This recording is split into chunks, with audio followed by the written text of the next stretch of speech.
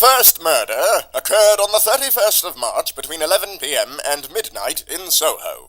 Miss Eileen Eversley, an archivist at the British Museum, was found beheaded in St. Anne's Court off of Dean Street. The body, identified by the contents of Miss Eversley's purse, was discovered at 1:15 by P.C. O'Brien, who was passing St. Anne's Court on patrol. There had been no witnesses to the crime, though a family in Wardour Street said they had heard a woman babbling unintelligibly in the court behind their house at 11:15. When one of them peered out of the window, they claimed to have seen Miss Eversley jumping up and down in place with a lifeless expression on her face. Puzzled by the odd sight, they dismissed it until they were woken again by the constable's whistle. It was deduced that Miss Eversley was on her way home from work to her flat in Duck Lane when the assailant had taken her completely unaware in St. Anne's Court. No signs of a struggle were present, nor had any been heard, and the forensic technicians deduced that decapitation had come from a single clean cut across the neck. The head was nowhere to be found. The assailant had left no trace of his or her presence, nor was there a trail of blood indicating which direction the head had been taken, and Chief Inspector Stevenson had little solace to give the press, apart from the assurance that the investigation was ongoing, and that there was at the time little evidence to indicate a public threat. Miss Eversley lived alone in Duck Lane, and had few social acquaintances apart from her sister in Brighton, who, upon coming to London to arrange the funeral, revealed a point of considerable curiosity about her. Eileen Eversley had been a patient at BEDLAM Royal Hospital until the 14th of February. She had admitted herself in the summer of 2359, seeking treatment for severe agoraphobia, and had been discharged after undergoing sympathetic resonance treatment. That Miss Eversley was the second of Raspel's patients to have died shortly following their return to society seemed of negligible significance at the time. Over 100 patients had been discharged since Raspel had taken office at BEDLAM, and the circumstances of both deaths were widely dissimilar. Even though Maurice Drummond had been found beheaded in the train crash, his body had been too badly disfigured to determine the precise cause of death beyond extreme physical trauma. There was little to be done in the matter, apart from questioning Miss Eversley's colleagues at the British Museum. A further visit to BEDLAM to question Dr. Raspel was suggested, but D.I. Marsden decided against it, choosing to focus the investigation on Miss Eversley's personal life. After a week of fruitless interviews and theorizing, a consulting alienist was called to Scotland Yard, but his arrival was preempted by a second horrific murder. On the evening of April 9th, Mr. and Mrs. Arthur and Penelope Dalrymple were being driven home in a hansom cab along the Victoria Park Road in Hackney, when they heard a muffled banging noise from without, loud enough to be heard above the vehicle's engine. Evidently, it was the cabby stomping his foot against the roof of the carriage. Mr. Dalrymple banged on the roof with his cane in response, but the stamping continued for another half-minute when it abruptly ceased. Immediately, the couple could feel the cab begin to slow down and veer to the right. A moment later, the carriage came to a jolting halt as it crashed into a lamp-post on the corner of Claremont Road. Disembarking the vehicle and turning to confront their reckless chauffeur, the couple were horrified to face a headless corpse sitting atop the carriage. Mrs. Dalrymple's screams drew several nearby civilians to the scene, and it was not long before Scotland Yard was called. Once again, the head was missing, but astonishingly, no one had witnessed the gruesome act, though when questioned, several people avowed that they had seen a tall man in a greatcoat and bowler running down Gore Road towards Victoria Park with a large leather bag under his arm. Unfortunately, no one had seen his face behind the black muffler and goggles he was wearing. Whilst I and several other constables were searching the park for further traces of the perpetrator, D.I. Marsden went about discerning the victim's identity. The cabby's name was Harold Thorne, another former inmate of BEDLAM. He was committed in January of 2360 for melancholia and released in December after being treated by Dr. Raspel. When Inspector Marsden questioned his widow, she professed that he had returned home a happier, more sociable man, though in recent weeks he had confessed to feeling that he was being followed. Though nondescript in his paranoia, Thorne had told his wife on several occasions that he had thought he had seen a strange man following his cab on foot. Whilst no signs of the killer could be found in Victoria Park, the category of his quarry had become undeniably clear. There have always been those of a small-minded nature in this country who harbour prejudices about the mentally unwell. The views of this faction were flagrantly voiced during the advent of Dr. Raspel's treatment. Regardless of whether they believed in the doctor's methods or not, they held that releasing patients back into society was a mistake, and that once committed, they would never be anything but detrimental to the public good. 6 of these misanthropes had made threats against Dr. Raspel, and had been marked by Scotland Yard as possible agitators. Now we looked at them as potential suspects. However, most of them had been rather upright gentlemen and ladies in the high-end conservative community, seemingly incapable of these terrible acts. In both cases, the victim's head had been severed with one swift cut by an instrument of razor sharpness, such as a scalpel or katana. Each of these suspects were questioned at length, and when one of them, who for legal reasons shall remain nameless, was discovered to be an avid collector of East Asian swords, he was promptly detained.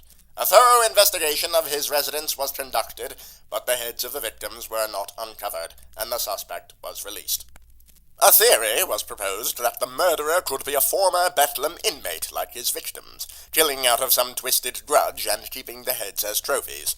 But when presented with this theory by D.I. Marsden, Dr. Raspel insisted that no patient of hers that had completed the oscillation treatment and had been released could be capable of such violent behavior, and refused to speculate further. At this point in the investigation we had few courses of action remaining. With nothing pointing towards the killer's identity, we had but the class of his victim to work off of. With 156 former BEDLAM patients discharged since Raspel's arrival, and 33 of them living in the Greater London area, Chief Inspector Stevenson gave the order to station a constable outside the residences of as many of them as we could. I was stationed at the home of Lord Nestor Henry Altonshaw, an eminent banker who had been admitted to Bedlam in the autumn of 2359 for a personality disorder as the result of a head injury. He had been one of the first to undergo sympathetic resonance therapy, and was discharged just before New Year's. I took my post on the morning of April 12th in front of his lordship's townhouse on Eaton Terrace in Belgravia. I stood on vigilant guard, without incident, until the 6th day. At 4:21 p.m. on the 18th, I detected a loud, repetitive noise coming from Lord Altonshaw's front parlour, as if a hammer and nail against a wall. I had not even turned to approach the house, when the noise was at once accompanied by a muffled voice, clearly alarmed. No sooner had the voice begun than the banging noise turned into the unmistakable sound of a struggle. I raced to the front door and turned the knob, but it was locked, as it was instructed to have been. I rammed against the door with my shoulder, but at once the racket was cut off. I continued to ram against the door, but I had no sooner broken through when the parlour window shattered, and a tall figure in a greatcoat and bowler with a large leather bag under his arm leapt from the house and took off sprinting down the street with prodigious speed. I darted after him, sounding my whistle, but he ran at such an inhuman pace that by the time I had reached where he had turned onto Ebury Street, he was entirely beyond sight. I called over my radio, alerting command and all nearby officers of the suspect's flight and eastward trajectory, and then returned to the crime scene. To my regret and professional shame, I found Lord Altonshaw's headless body sprawled across the parlour floor. The killer had seamlessly circumvented my watch and gained ingress by cutting a large hole in the back window. Lying unconscious beside the corpse was Lord Altonshaw's butler. His glasses were smashed and his nose was bloodied, though he lay on his back. Thus I assumed he had been knocked out by the assailant. Finding a glass of water and rousing him to consciousness, I asked him to recount in as much detail as he could what he had witnessed. He had been in the pantry when he had heard the banging noise from the front of the house. Following the sound to the parlour, he discovered Lord Altonshaw pounding his bare fist against the wall with bone-crushing force. Puzzled by such distressing behaviour, the butler begged his master to stop, but Lord Altonshaw did not even register the butler's presence. Fearing his master would soon break his hand, the butler tried to wrest Lord Altenshaw away from the wall. At this he succeeded, but Altenshaw continued throwing punches at thin air until one of them caught the butler square in the face, knocking him out. What could have prompted such foreign and volatile action from Lord Altenshaw was inexplicable, but at the time my concerns were with pursuing the assailant. I advised the butler to remain where he was and await my return, and stepped outside to consult my radio. It seemed that fortune had finally graced us, only to uncover a greater enigma. The suspect had run north on Ebury Street until police coaches intercepted him at Lower Belgrave Street and deflected his course onto the Buckingham Palace Road. He continued running north until a southward patrol forced him to shoot right onto Victoria Street and ultimately into the path of an oncoming omnibus turning off of the Vauxhall Bridge Road. He was hit head-on and thrown 30 feet into the wall of a building. When the pursuing officers caught up to the scene and found the suspect lying motionless on the street, what they discovered was astonishing. Beneath the figure, scuffed and dishevelled greatcoat, was a dark metal shell with the scattered cogs and springs of its dislodged mechanisms strewn about like entrails, and upon the dented shell was painted the emblem of BEDLAM Royal Hospital. It was one of the asylum's robotic sentinels. Whilst immediate action was necessary to contain a potential uproar, this revelation prompted a cluster of new questions that needed to be answered. Lord Altenshaw's head was sent to the coroner, along with his body, and the automaton was collected and brought back to the Yard's forensic laboratory for examination. The thought that such a machine, supposedly engineered and registered solely for the purposes of medical surgery and security monitoring, could have had the mechanical capability to perform such feats was preposterous. It was but a tool, an appliance for automated function and routine tasks. That this thing had had the power to run with such velocity, and the faculty of motion to have been so dexterous and evasive, it was leagues above the class of machine documented in its certificate of registration. It soon became evident, upon the technician's assessment, that these documents had been forged. Everything from the automaton's chassis to its joints were near military grade in design.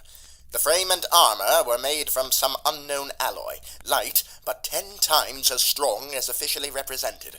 Its internal mechanisms were likewise infinitely more elaborate, allowing for the articulation of a contortionist. Its internal power cell could have sustained a compact submarine for a month, and served to wind its mainsprings to eruptive levels of tension. Concealed beneath the robot's right forearm plate, the technician discovered a retractable 14-inch blade, the weapon used to sever its victims' heads. It was undeniable that these machines had been engineered for far more than the robotic regulation registry had been led to believe.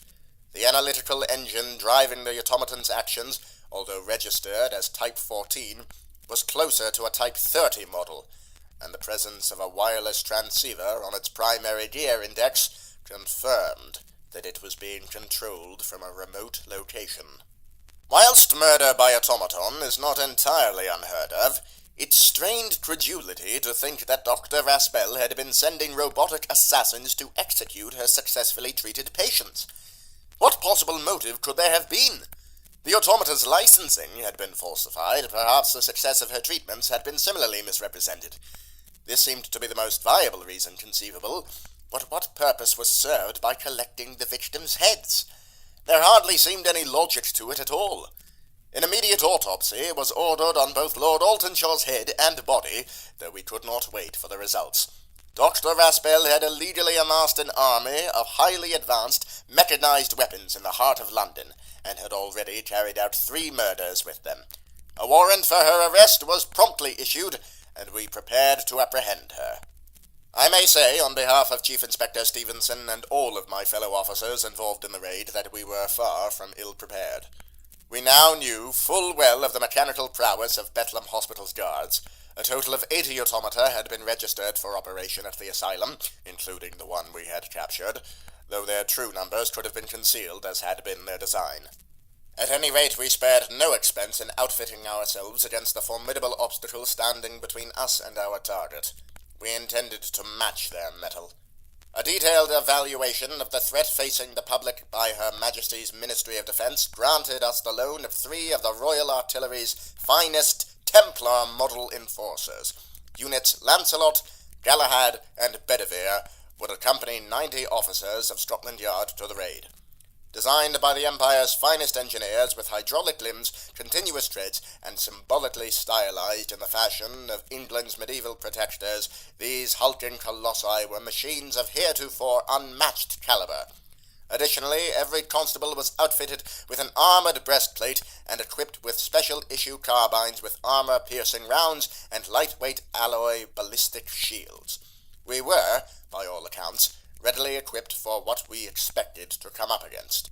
I may also add that I was one of the officers carrying a battering ram, an instrument that proved crucial to my survival.